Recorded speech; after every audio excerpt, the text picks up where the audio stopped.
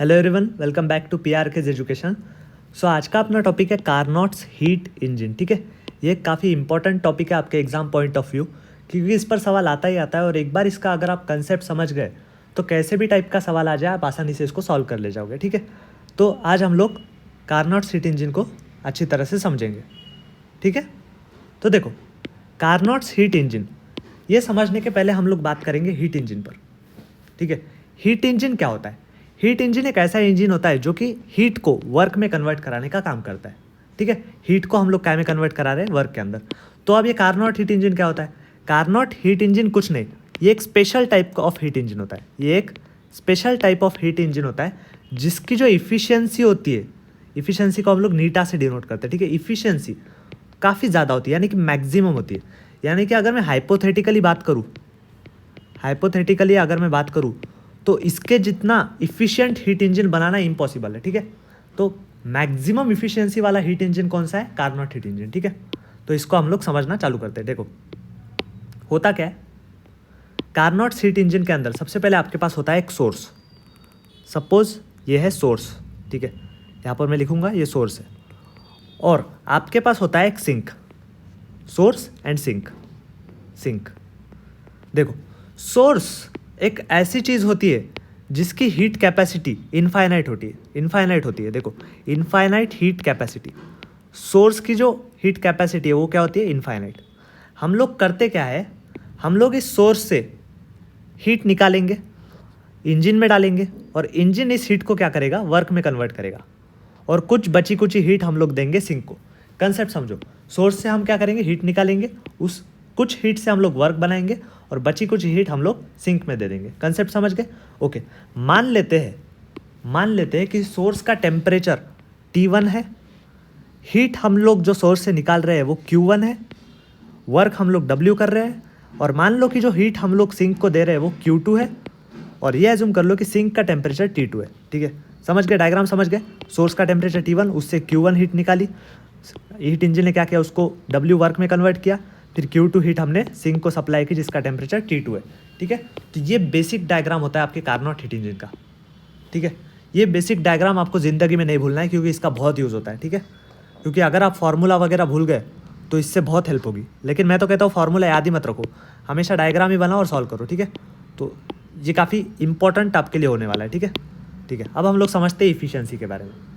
सबसे पहले मुझे बताओ इफ़िशियंसी का मतलब होता क्या है? मैं इधर थोड़ी सी लाइन खींच लेता हूँ। देखो समझते चलो भाई, मुझे बताओ इफ़िशियंसी होती क्या है? इफ़िशियंसी की एकदम बेसिक डेफिनेशन बोलो। इफ़िशियंसी होती क्या है?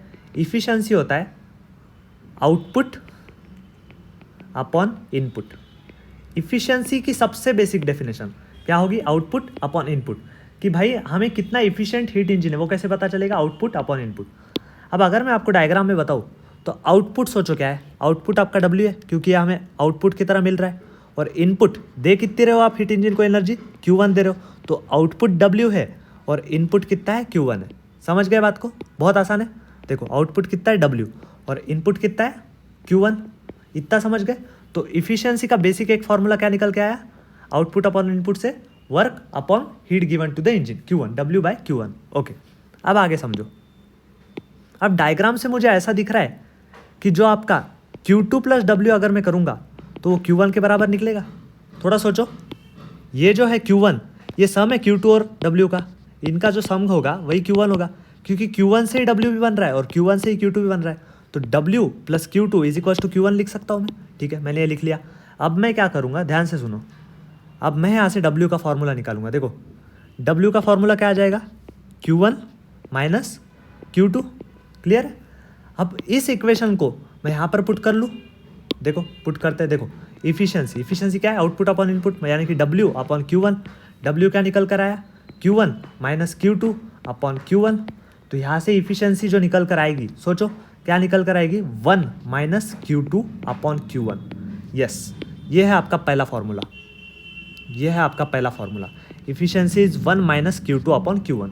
ठीक है, अब होता क्या है, जो आपका कारनोट हीट इंजन होता है ना, उसमें Q1/Q2 का जो रेशो होता है ना, वो T1/T2 के रेशो के बराबर होता है। ठीक है, याद रखना कि कारनोट के अंदर Q1/Q2 का जो रेशो होता है वो T1/T2 के बराबर होता है। तो मैं इसको ऐसे भी लिख सकता हूँ कि efficiency is equals to 1 minus T2/T1। ठीक है, तो ये इफिशियंसी के फॉर्मूले कार्नोट हीट इंजन से निकल कर आ जाते हैं। ठीक है, तो ये हमने बेसिकली क्या कर लिया, पूरा डेरिवेशन कर लिया कार्नोट हीट इंजन का। ठीक है, ये डायग्राम अगर आपको याद है तो आप आसानी से फॉर्मूला कहीं पे भी डिराइव कर सकते हो। ठीक है, डायग्राम आपको पता होनी चाहिए। ठीक है, अब हम लोग आएंगे क्वेश्चंस के ऊपर कि भाई क्वेश्चंस को कैसे सॉल्व करना है इसके। देखो पहला सवाल पढ़ो और आराम से सॉल्व करो। देखो, ideal gas heat engine operates Carnot cycle between 227 degree Celsius and 127 degree Celsius. It absorbs this calorie of heat at high temperature. ठीक है, amount of heat converted to work. देखो यानी कि आपको निकालना क्या है, सोचो आपको निकालना क्या है भाई, वर्क निकालना है, आपको वर्क निकालना है।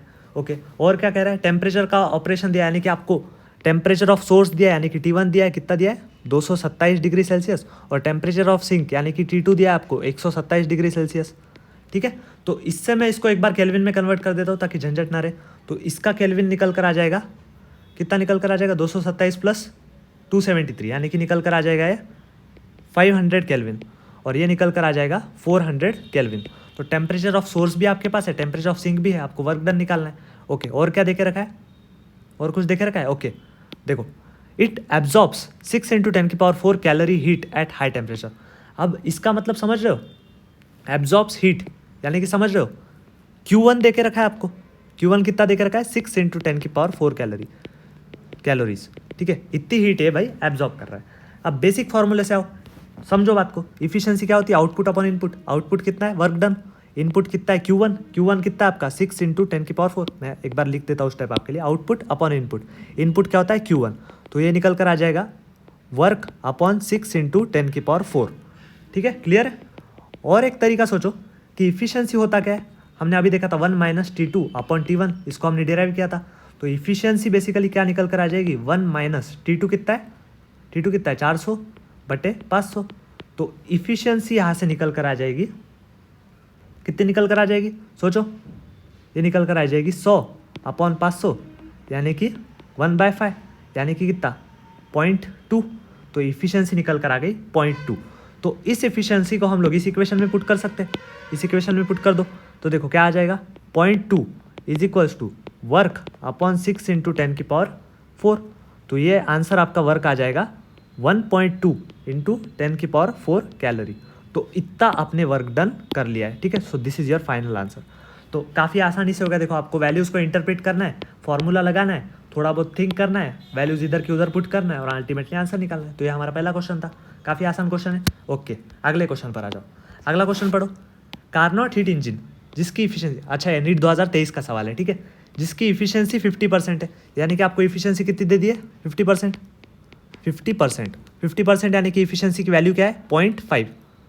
0.5 कैसे आई, कुछ बच्चों को ये भी नहीं समझेगा। देखो 50% यानी क्या होता है 50/100, तो इफिशियंसी कितनी आती है 0.5। समझ गए ना बेसिक लॉजिक से। ठीक है, इफिशियंसी कितनी है 0.5। फिर आपको क्या दे रहा है, टेम्परेचर ऑफ सोर्स दे रहा है। टेम्परेचर ऑफ सोर्स यानी कि क्या होता है, T1 दे के रखा है आपको 327 डिग्री सेल्सियस। आपको निकालना है टेम्परेचर ऑफ सिंक यानी कि आपको क्या निकालना है, T2 निकालना है। T2 क्वेश्चन मार्क, पहले तो इसको केल्विन में कन्वर्ट करते जाओ, हमेशा केल्विन में कन्वर्ट करो, तो ये निकल कर आ जाएगा 600 केल्विन, और ये आपको निकालना है। तो सॉल्व करेंगे इसको, फॉर्मूला आपको पता है, efficiency is equals to 1 minus T2/T1। Derive कैसे हो वो भी मैंने आपको बता दिया। तो यहाँ पर लिखो 0.5 is equals to 1 minus T2 कितना है, T2 निकालना है, T1 कितना है 600। ठीक है, 600 है ना। ओके, तो अब मैं क्या करूँगा, इसको सॉल्व करूँगा। तो देखो 600 minus T2/600 is equals to 0.5, या फिर इसको आसान मेथड से सॉल्व करो। एकदम आसान मेथड से कैसे सॉल्व करोगे, देखो क्या करो, सोचो। इसको मैं इधर प्लस में लेके जा सकता हूँ, इसको इधर माइनस में लेके आ सकता हूँ। तो क्या आ जाएगा, देखो T2/600 is equals to 1 minus 0.5। Clear है, तो 0.5 इज इक्वल्स टू क्या आया T2/600। तो T2 कितना निकल कर आ रहा है 300 केल्विन। 300 केल्विन। ठीक है, तो इसको सेंटीग्रेड में कन्वर्ट कर दो क्योंकि आपको सेंटीग्रेड में टेम्परेचर देखे रखा था। तो T1 क्या आ जाएगा 27 डिग्री सेल्सियस। तो ये हो जाएगा आपका T2, ये हो जाएगा आपका T2। तो इस तरीके से हमने टेम्परेचर ऑफ सिंक कैलकुलेट कर लिया जो है 27 डिग्री सेल्सियस। तो एकदम फॉर्मूला बेस्ड सवाल आते हैं नीट में भी, आप ये भी देख लिया आपने। ठीक है, ठीक है, इसके बाद एक थोड़ा अच्छे लेवल का क्वेश्चन करते हैं, समझो ध्यान से। ठीक है, समझते चलो, बहुत आसान है। देखो efficiency of Carnot engine is 50%। Okay देखो इफिशियंसी कितनी कह रहा है 50%, यानी कि कितनी 0.5 है। Okay and temperature of sink is 500 kelvin, यानी कि आपको T2 देखे रखा है कितना है 500 kelvin. Okay if temperature of source is kept constant. Okay अब एज्यूम कर लो कि टेम्परेचर ऑफ सोर्स यानी कि T1 यहाँ पर कुछ यक्स एज्यूम कर लेता हूँ मैं, ठीक है। Temperature of source is kept constant, यानी कि T1 को T1 ही एज्यूम कर लेता हूँ, इसको T1 एज्यूम कर लो। यानी कि नेक्स्ट केस यहाँ पर भी टेम्परेचर ऑफ सोर्स कितना है T1 ही होगा। If temperature of source is kept constant and efficiency is raise to 60%, यानी कि अब इफिशियंसी कितनी हो रही है, इफिशियंसी कितनी हो रही है 60%, यानी कि कितनी 0.6। तो आपको निकालना है टेम्परेचर ऑफ सिंक, यहाँ पर T2 निकालना है, यहाँ पर सिंक का टेम्परेचर आपको यहाँ पर निकालना है। क्वेश्चन समझे कि नहीं? देखो आपके पास क्या है कार्नोट इंजन है जिसकी इफिशियंसी 50% है और सिंक का टेम्परेचर देख रखा है। आपने क्या किया है सोर्स का टेम्परेचर जो था पहले केस में उतना ही रखा है, बस क्या हो गया इफिशियंसी को रेज कर लिया है 60% तक। तो यहाँ पर आपका टेम्परेचर ऑफ सिंक कितना होना चाहिए आपको फाइंड करना है, ठीक है। एकदम आसानी से सॉल्व होगा। देखो कैसे सॉल्व करना है इसको, पहले यहाँ से मैं T1 निकाल लूँ। देखो कैसे करेंगे इसको सॉल्व, समझो बात को। यहाँ से T1 निकाल लो, इफिशियंसी क्या होती है 1 - T2 अपॉन T1। तो T1 निकालना है, इफिशियंसी कितनी है 0.5 इज इक्वल टू 1 - T2 कितना है 500 अपॉन T1। तो इसको वही कर लो, इधर से आ जाएगा 500 upon T1 is equal to 0.5, right. 500 upon T1 is equal to क्या आ रहा है 0.5। तो यहाँ से देखो T1 क्या आ जाएगा 500 अपॉन 0.5, यानी कि इसको मैं कट कर दूँ तो आ जाएगा 1000 केल्विन। क्लियर है? तो 1000 केल्विन क्या आ गया टेम्परेचर ऑफ सोर्स। इसको हमने कांस्टेंट रख लिया, यानी कि इसकी वैल्यू मैं इधर रख सकता हूँ। तो देखो टेम्परेचर ऑफ सोर्स इधर भी कितना होगा, इधर भी कितना होगा 1000 केल्विन। तो यहाँ पर आपको क्या निकालना है टेम्परेचर ऑफ सिंक। अब यहाँ पर फॉर्मूला लगा लो अपना, efficiency is equal to 1 - T2 upon T1। तो इफिशियंसी यहाँ पर कितनी हो रही है 0.6 is equal to 1 - temperature of sink निकालना है आपको इस केस में, और टेम्परेचर ऑफ सोर्स कांस्टेंट है यानी कि 1000। तो इससे मैं अगर सॉल्व कर लूँगा तो देखो कैसे सॉल्व करूँगा इसको, तो T2 upon 1000 is equals to कितना आ रहा है 0.4। तो T2 निकल कर आ रहा है भाई 400 केल्विन। तो इस तरीके से temperature of sink, required temperature of sink कितना हो गया है 400 केल्विन। तो आसानी से हमने इस सवाल को भी सॉल्व कर लिया, ठीक है। तो इस तरीके से हमने 3 वैरायटी ऑफ सवाल देखे कार्नोट हीट इंजन पर, और आई होप आपको ये कंसेप्ट एकदम क्रिस्टल क्लियर हो गया होगा। सो thank you very much, thank you very much, thank you very much. आपने हमसे कार्नोट इंजन समझा। देखो इसके सवाल आते हैं, बहुत आते हैं नीट में, ठीक है, बहुत आते हैं। तो आप लोग इसको क्या करो, थोड़ा सा एक बार डायग्राम की प्रैक्टिस कर लो, फॉर्मूलाज एक बार देख लो, और थोड़े से 4-5 सवाल लगा लो, एकदम कंसेप्ट क्लियर कर लो, ठीक है। So thank you very much, bye bye.